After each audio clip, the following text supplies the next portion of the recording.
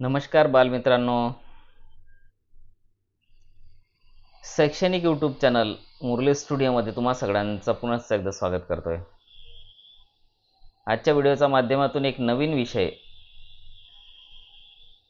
महाराष्ट्रात ज्यांची जयंती गलोगल्लीत आपण साजरी करतो अशा छत्रपती शिवाजी महाराज यांच्याबद्दल छोटीशी माहिती म्हणजे भाषण आणि भाषणाची तयारी कशी करावी याबद्दलची माहिती या व्हिडिओच्या माध्यमातून मी तुमच्यापर्यंत पोहोचवण्याचा प्रयत्न करणार आणि आशा बाळगतो तुम्हाला नक्कीच आवडेल आणि तुम्ही आपल्या शाळेत किंवा आपल्या गावात आयोजित होणाऱ्या शिवजयंतीनिमित्त तुम्ही याविषयी नक्कीच भाषणाची तयारी करणार. तर सुरुवात करूया. शिवजयंती. मान्य अध्यक्ष महोदय, आदरणीय मुख्याध्यापक, वंदनीय गुरुजन व माझ्या बालमित्रांनो, स्वराज्याचा विचार केला की आपल्याला शिवाजी राजे आठवतात. महाराष्ट्रात स्वराज्याचे बीज त्यांनी पेरले. शिवाजींचा जन्म शिवनेरी किल्ल्यात इसवी सन 1930 साली झाला. त्यांचे वडील शहाजीराजे विजापूर दरबारात नोकरीला होते. माता जिजाबाई ही विदर्भातील सिंदखेड राजा येथील होती.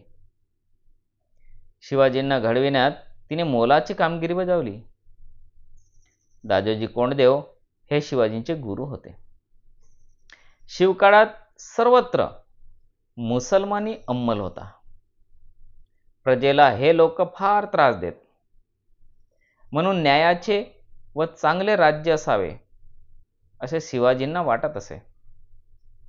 त्यांनी मावळ्यांना एकत्र करून स्वराज्याची प्रतिज्ञा घेतली. एक एक गड ताब्यात घेऊन स्वराज्य स्थापनेचा प्रारंभ केला. शिवाजींनी विजापूरचा सरदार अफजल खान याचा पराभव केला. पुण्यात घुसलेल्या शाहिस्तखानाची बोटे छाटली. तानाजी मालुसरे, बाजीप्रभू देशपांडे, मुरारबाजी आदी अनेकांनी महाराजांसाठी प्राण वेचले. औरंगजेबाने शिवाजींना आग्रा येथे कैदेत डांबले, पण त्यातून शिवाजी सुखरूप निसटले. महाराजांनी कारकीर्द अशी तेजस्वी व पराक्रमी ठरली. इसवी सन 1674 साली त्यांचा राजगडावर राज्याभिषेक झाला व 1680 साली त्यांनी देह ठेवला. सर्व धर्मांना समान मानणाऱ्या या न्यायी राजाची समाधी रायगडावर आहे.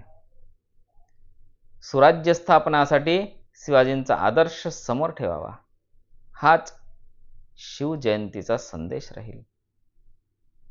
अशा या थोर छत्रपती शिवाजी महाराजांना आजच्या शिवजयंतीनिमित्त शतशः नमन, कोटी कोटी प्रणाम. तर बालमित्रांनो, अशा छोट्या छोट्या भाषणाच्या तयारी करण्यासाठी आणि माहिती मिळवण्यासाठी आत्ताच हा शैक्षणिक चॅनल मुरली स्टुडिओ सबस्क्राईब करा, जेणेकरून सर्वात आधी मिळणारी माहिती तुम्हालाच मिळणार. आणि फक्त एवढंच नव्हे, हा स्वार्थीपणा होईल, कारण आपल्या मित्रांना सुद्धा माहितीची गरज असते. भाषणाची तयारी त्यांना पण करायची असते. म्हणून मित्रांना शेअर करा, जेणेकरून या माहितीचा त्यांना पण पुरेपूर फायदा होईल. सुंदर अशा शैक्षणिक व्हिडिओ या चॅनलच्या माध्यमातून तुमच्यापर्यंत पोहोचवण्याचा माझा प्रयत्न असते. तर नक्कीच तुम्ही सबस्क्राईब कराल आणि शेअर कराल अशी आशा बाळगतो. आणि भेटूया एक नवीन सुंदर माहिती घेऊन नव्या व्हिडिओसोबत. तोपर्यंत माझ्या सर्व चिमुकल्यांना, बालमित्रांना नमस्कार. आनंदी रहा, सुखी रहा आणि अभ्यासात अग्रेसर व्हा. Bye bye, Tata.